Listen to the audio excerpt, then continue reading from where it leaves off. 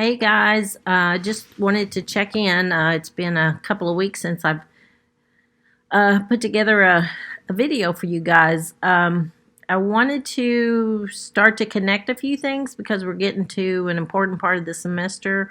We're going to take stuff you guys have been working on and start to put it together. You guys are working on the recommendation report, which will bring together a lot of the work you guys have been doing already.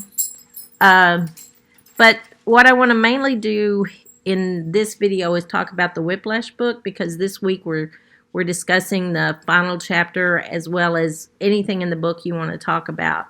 And so I was just going to share a couple of things that kind of jumped out at me. I really enjoyed the book. I found it to be a fairly easy read, and it had a lot in it, but so much of what these principles talk about, I just see really play out in so many ways.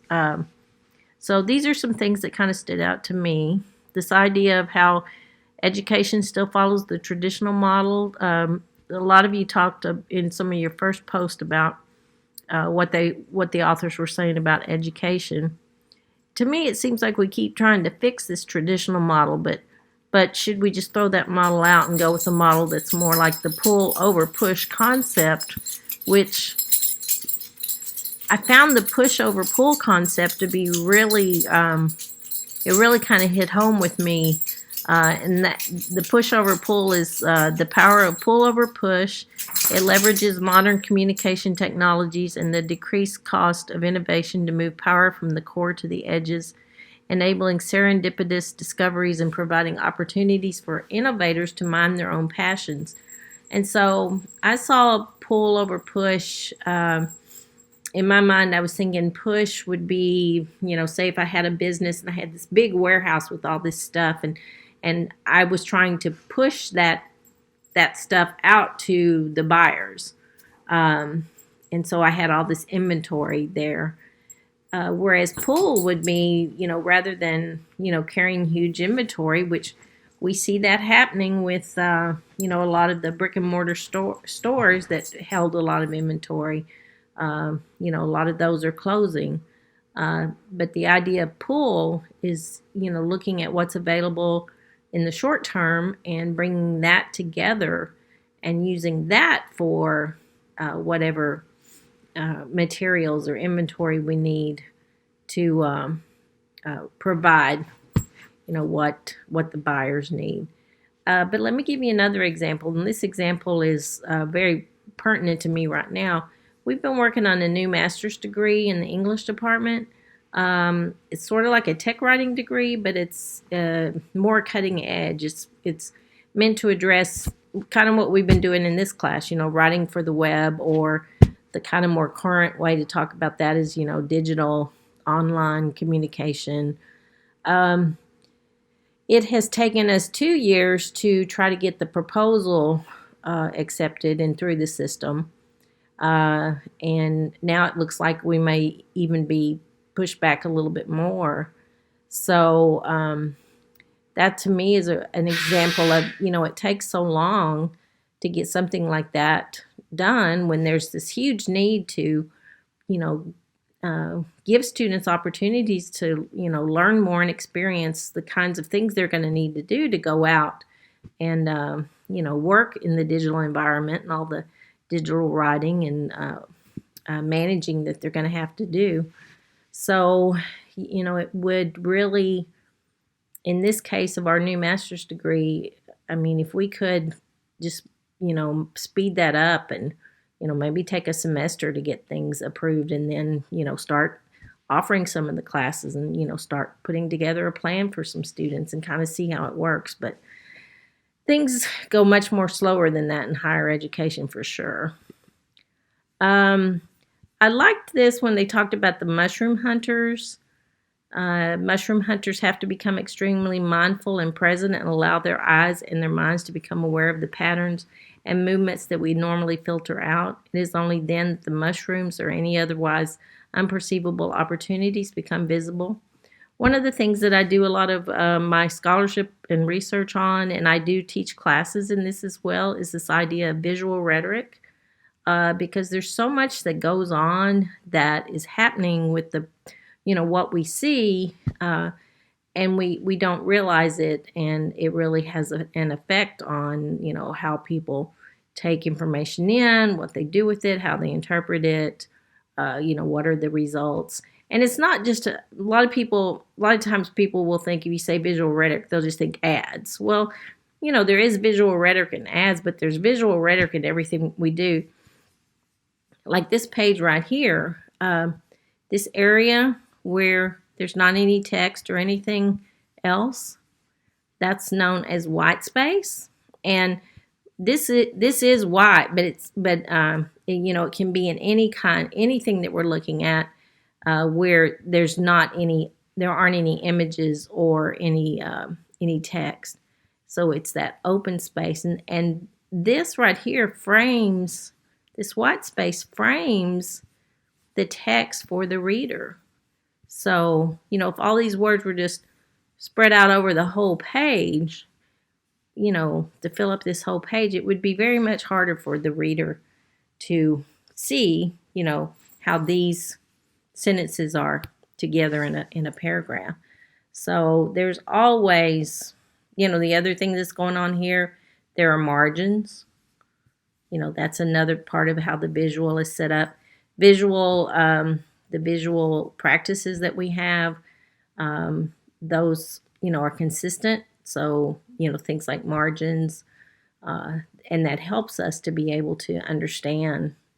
So if you have an opportunity, we have a course called Visual Rhetoric that will be offered in the spring. I'm not teaching it this time, but it's something that I do a lot with and work with. So if you're interested, just let me know and I can talk to you more about that too. And in our graduate program, I do teach classes on visual rhetoric. I've taught several. So if you're interested in that, just let me know, because I love to talk about the topic. And then this idea of breaking out of ways of thinking so that breakthroughs can happen. I get this a lot, and, it's certainly not that students are doing the wrong thing, or they're not trying to think, or they're not good students, but, the educational system's kind of taught us to, look for the rules, look for this idea of what is the right answer, what is being asked, what does the teacher want me to do, what do they need me to do in order to pass, or in order to get, a lot of times it's, to get the best grade, which is not a bad thing. But, like, for example, you guys are putting together this recommendation report, and, some students have said, well, how do I want them to set it up? And a lot of times good teaching is seen as if I give you all the answers. I say, okay, here's exactly what your recommendation report should look like.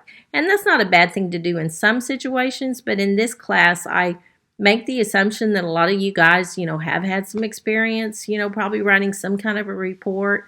You can certainly go out and, look for information about reports.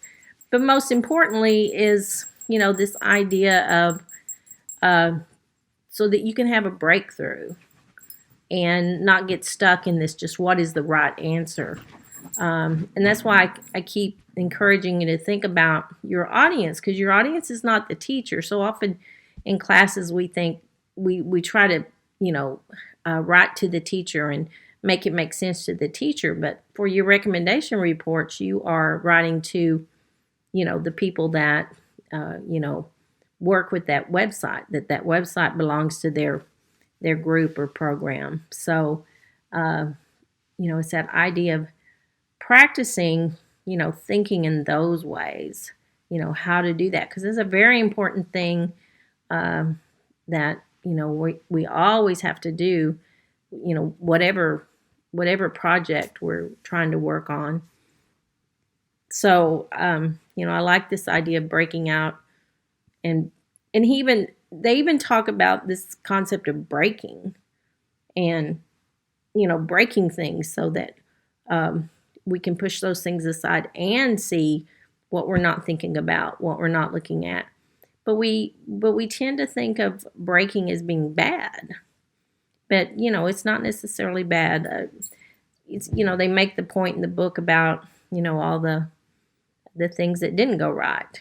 and that led to the breakthroughs. And so anyway, those are some things that stood out to me. Now, as you guys talk about the readings, I mean, you can talk about this week. If you want to just stay on the conclusion chapter, you can.